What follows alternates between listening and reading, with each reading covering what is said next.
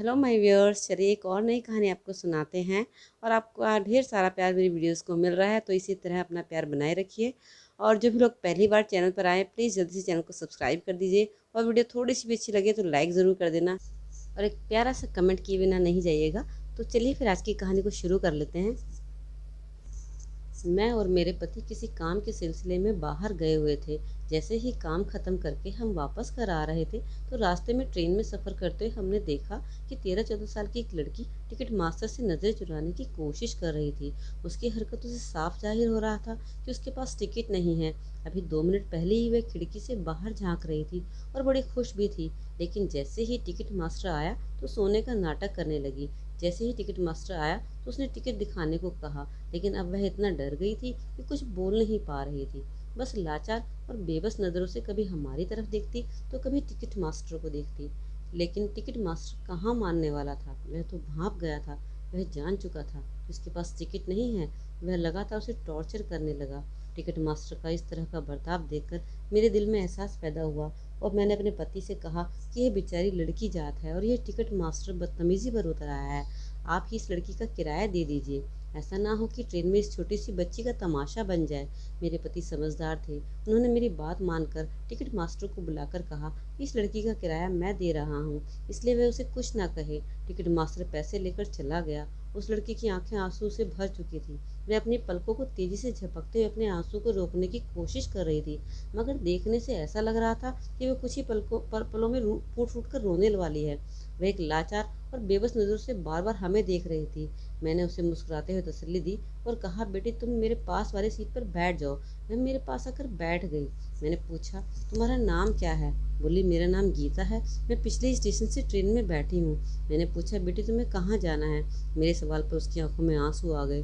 मेरा कोई ठिकाना नहीं है, ना ही मेरी कोई मंजिल है। मेरे माँ बाप ने मुझे घर से निकाल दिया है। इतना कहकर वो फूट फूट कर रोने लगी। उसकी आंखों में आंसू का दरिया बहने लगा था। उसे देखकर मेरा दिल तड़प उठा। मैंने अपने पति की तरफ देखा और कहा, क्यों ना हम इस लड़की को अपने घर लेकर चलें। तो वह बोले, कैसी बात कर रही हो, कुछ पैसे दे दो ताकि अपना बंदोबस्त कर सके। लेकिन मैंने कहा, ये लड़की है और इसकी उम्र भी ज़्यादा नहीं है, बेचारी कहाँ जाएगी? यह इस दुनिया में अकेली कैसे गुजारा कर पाएगी? वैसे भी इस दुनिया में दरिंदों की कमी नहीं है। अगर किसी को पता लग गया कि बच्ची अकेली है तो हो सकता है या तो यह कल किसी कोठे पर मिले, या फिर कोई इसको कहीं सुनसान जगह पर ले जाकर इसकी ज़िंदगी बर्बाद करके हमेशा हमेशा के लिए दर बदर भटकने पर मजबूर कर दे। और वैसे भी तुम्हें तो पता ही है, हमारे पास अभी कोई औलाद नहीं है। अगर हम इसको ले जाएंगे तो मुझे भी कुछ सहारा मिल जाएगा। इसको पढ़ा लिखा कर 4-5 साल बाद इसकी शादी किसी अच्छे घर में कर देंगे, और इस तरह से बच्ची की ज़िंदगी भी बर्बाद होने से बच जाएगी। मेरे पति मेरी बातों को सुनकर उसे घर लाने के लिए तो राजी हो गए, लेकिन वह फिर इस बात के खिलाफ थे। मैंने उस बच्ची को जब यह बात बताई कि मैं उसे अपने घर ले जाना चाहती हूँ, तो वह बहुत खुश हुई और बोली, मैं आपका ये एहसान कभी नहीं भूलूंगी। मुझे उसकी ये बात बहुत अच्छी लगी। मगर जब हम उसे घर लेकर आए तो घर में एक तहलका मच गया। मेरी सास मुझ पर चिल्लाने लगी, तुम पागल हो, किसी अनजान लड़की को अपने घर में रखोगी? जानती हो आजकल लोगों ने घरों में लूट करने का अच्छा तरीका अपनाया हुआ है। पहले घर में अपना बनकर घुसते हैं, उसके बाद घात लगाकर सब कुछ लूट कर भाग जाते हैं। बहू, कुछ ऐसा ना हो कि तुझे महंगा पड़ जाए। मगर मैंने अपनी सास की कही भी एक भी बात नहीं सुनी। बस सास की बातें सुनकर मेरे दिमाग में सिर्फ एक ही बात चल रही थी कि मेरी सास पूरे घर का काम हमेशा मुझसे ही करवाना चाहती है। वह नहीं चाहती कि कोई घर के काम में मेरा साथ दे, इसलिए मुझे बार बार मना कर रही थी। इसी समय किसी तरह समय उड़ने लगा। महीने और महीने, साल गुजरने लगे। वह दिन रात मेरी सेवा करती, मगर मुझे 3 साल गुजरने के बाद इस बात का एहसास हुआ कि मेरी सास ने जो कुछ कहा था वह सब कुछ सच होता जा रहा था। मुझे कभी किसी पर शक करने की आदत नहीं थी, लेकिन एक रात मुझे ये सब भी करना पड़ा। रात तकरीबन 2 बजे हुए थे। आंखें खुली तो मैं देखती हूँ कि मेरे पति कमरे में नहीं हैं, मगर मैंने नज़रअंदाज कर दिया। लेकिन अगले दिन भी ऐसा ही हुआ। फिर मैंने ये नज़रअंदाज कर दिया। जब यह सब लगातार चलता रहा तो मुझे अपने पति पर शक होने लगा। आखिर इतनी रात को उठकर कहाँ जाते हैं? अगले दिन मैंने सोचा कि आज मैं पूरी रात नहीं सोने वाली हूँ, और मैंने ऐसा किया। लाख नींद आने के बावजूद भी मैंने खुद पर नींद को हावी नहीं होने दिया।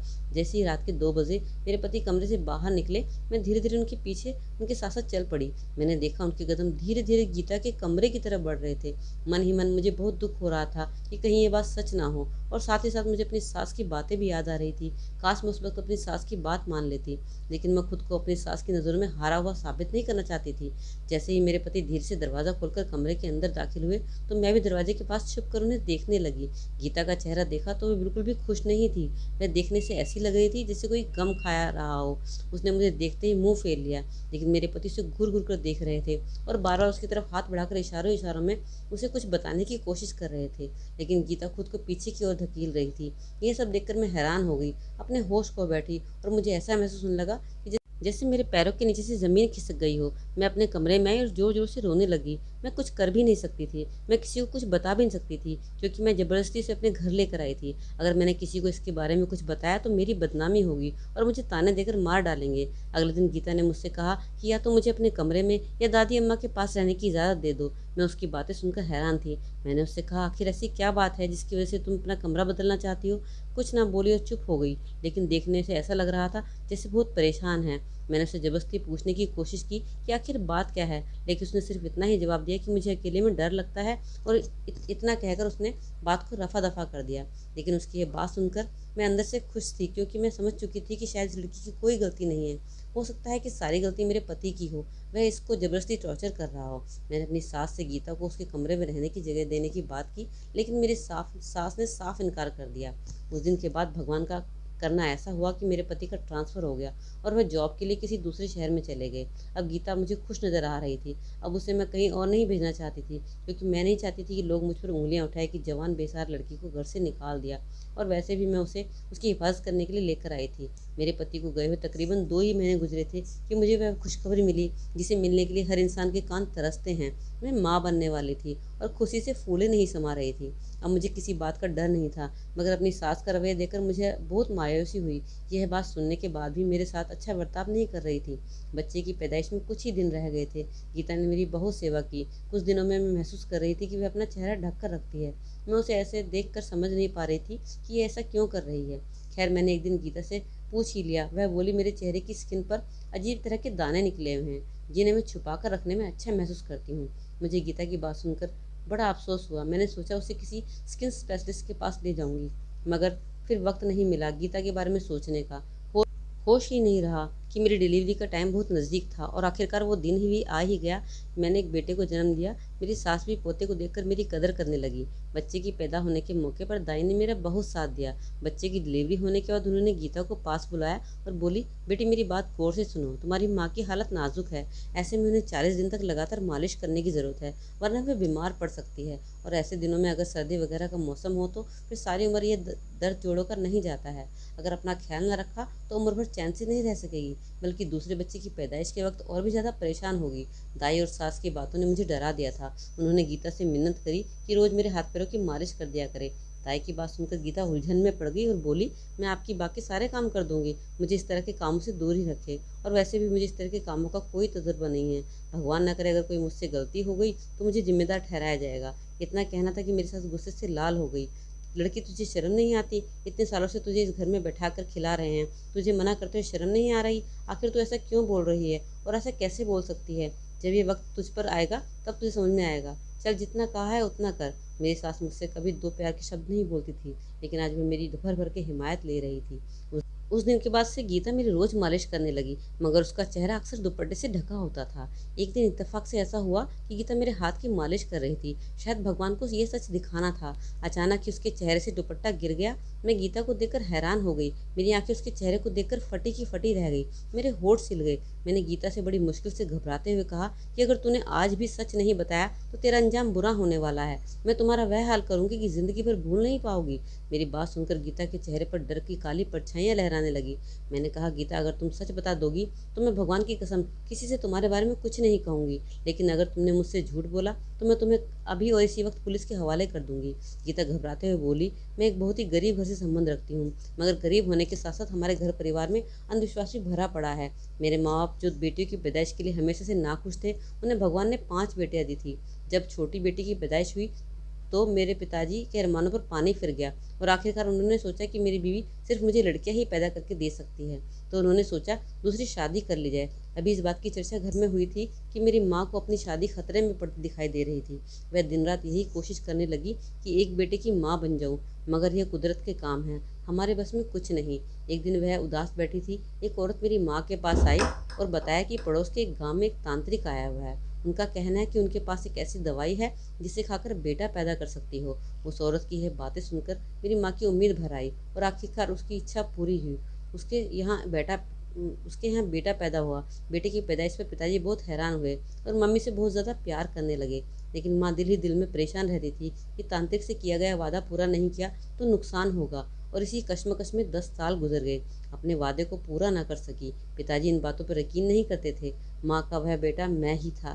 पिताजी किसी काम से बाहर गए हुए थे तो माँ ने मुझे इस बारे में सब कुछ बताया कि मेरी पैदाइश की बात पिताजी से छुपाई गई है और उस तांत्रिक से वादा किया हुआ है। फिर मुझे बहला फुसलाकर उस तांत्रिक के पास लेकर चली गई।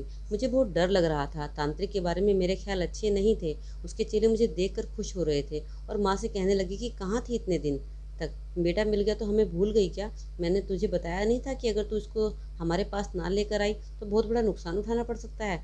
अब माँ तांत्रिक की बातें सुनकर बहुत डरी हुई थी।